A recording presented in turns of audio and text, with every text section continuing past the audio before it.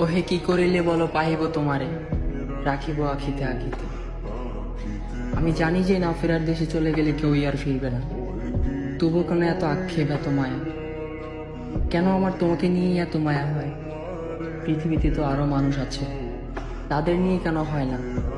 চলে গেলে তো একেবারেই চলে গেলাম, তাই চলে যাওয়ার আগে আগে তোমাকে নিয়ে আরেকবার চেষ্টা করতে চাই। হয়তো কোনো না কোনো কারণে বিধাতা আবারও আমাদের এক করে দিতে পারে।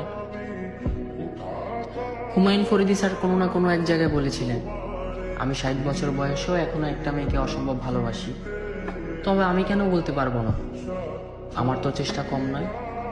হ্যাঁ, আমাদের পুনর্জন্ম হবে না, এই একটাই জন্ম। চেষ্টা করলে ক্ষতি কি? ভালো তো বাসি, অসম্ভব ভালোবাসি। এই জন্মেও আমাকে আমার হতে হবে না, আমাকে একটু চেষ্টা রাখতে দাও। আমার বিশ্বাস আমি তোমাকে ভালোবাসি, আমার বিশ্বাস আমি তোমাকে পাবো। হুমায়ুন ফরিদি স্যার 60 বছর বয়সে যেভাবে বলেছিলেন আমি তোমাকে অসম্ভব ভালোবাসি, ডায়েরির 101 পৃষ্ঠায় যেভাবে লেখা ছিল আমি তোমাকে ঠিক সেভাবেই ভালোবাসি।